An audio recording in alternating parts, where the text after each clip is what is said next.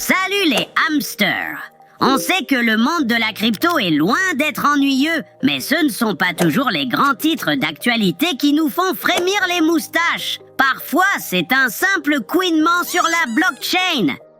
Alors que certains des tweets les plus emblématiques, désormais des publications sur X, ont laissé entrevoir quelque chose de bien plus grand, racontant une histoire bien plus importante que ce à quoi tout le monde s'attendait, voici comment 280 caractères, ou moins, beaucoup moins, sont restés dans la roue comme des souvenirs qu'aucun d'entre nous ne peut oublier.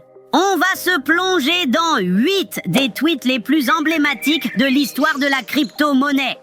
Commençons par le haut. 4. Et non, les hamsters, on ne parle pas de golf.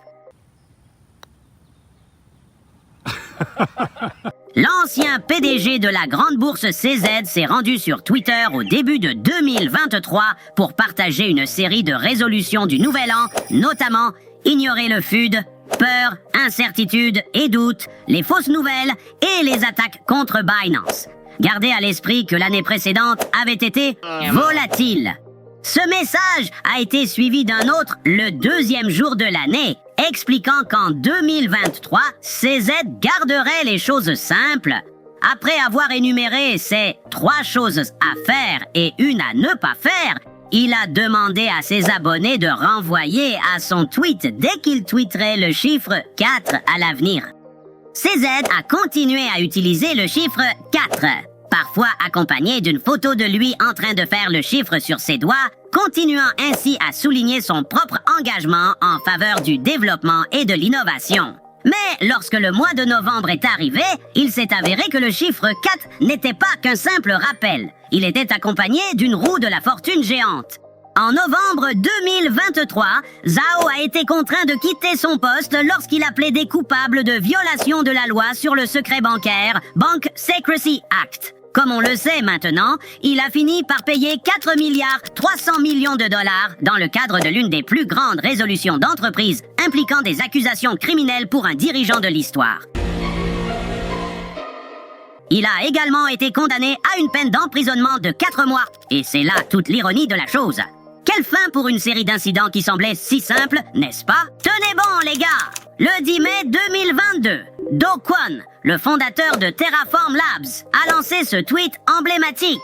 Imaginez ceci, la principale réserve de nourriture de la colonie de hamsters, sur laquelle tout le monde compte pour rester bien en forme et heureux, commence à diminuer plus rapidement que prévu. La panique se répand à travers les tunnels. Puis, voilà que le chef hamster surgit, Queen avec assurance. Tenez bon, les gars, on a beaucoup de graines. C'est exactement ce qui s'est passé lors de la publication des tweets classés numéro 2 dans notre liste, avant que l'algo stablecoin, autrefois connu sous le nom de Terra USD, ne commence à tomber en dessous de son arrimage au dollar. Avec ce message apparemment confiant, Do Kwon a tenté de calmer les craintes d'un effondrement total. Mais comme on le sait maintenant, son tweet est devenu un symbole de confiance mal placé. L'effondrement de l'écosystème Terra qui a suivi a fait disparaître plus de 40 milliards de dollars du marché en seulement un mois et déployer plus de capital. Soyons calmes, les gars, est devenue une phrase qui n'a pas bien vieilli. Mais tout aussi intéressante est la phrase qui précède. Ta taille n'est pas une taille. 2 mois avant le tweet emblématique, soyons calmes, les gars. Un observateur de la cryptographie a prédit que si Luna montait en flèche, il se lancerait à fond dans la vente à découvert, suggérant même qu'il s'agissait d'un système de Ponzi en mars 2022. It's not a pyramid scheme. It's not even a scheme per se. Do Kwon, qui ne s'est pas laissé intimider, a répliqué avec malice. Oui, mais ta taille n'est pas une taille. Cela était rapidement devenu un mème, bien sûr, car Terra USD est devenu incontrôlable et Do Kwon a été contraint de limiter les dégâts. Tous les fonds sont en sécurité. En 4e position convoitée, on a les paroles de monsieur Alex Mashinsky, le PDG de Celsius. Pour imaginer la scène, pensez à un nid de hamsters où tous les petits hamsters sont confortablement installés et contents lorsque soudain des rumeurs se répandent qu'il y a une fissure dans le sol de la cage. Le chef des hamsters, Alex Mashinsky, rassure tout le monde. Pas besoin de s'inquiéter, tout est sécurisé. Mais est-ce que les petits hamsters sont rassurés? Le 12 mai 2022, les rumeurs avaient déjà commencé dans l'industrie de la crypto-monnaie car l'entreprise faisait face à de sérieux problèmes de liquidité à la suite du fiasco de Luna. Tentant de calmer la panique, Mashinsky a assuré aux clients que, malgré le chaos du marché, Celsius n'a pas subi de pertes significatives. Il a réitéré avec les désormais célèbres 6 mots. Tous les fonds sont en sécurité. What? Bien sûr, ironie du sort, en l'espace d'un mois seulement, le 12 juin, Celsius a brusquement suspendu tous les retraits et, le 13 juillet, la société a déposé une demande de mise en faillite en vertu du chapitre 11 de la loi sur les faillites. Il s'est avéré que tous les fonds n'étaient en fait pas en sécurité. Ces histoires étant liées, on ne pouvait pas oublier cette autre phrase emblématique. Nous pouvons traverser n'importe quel marché baissier.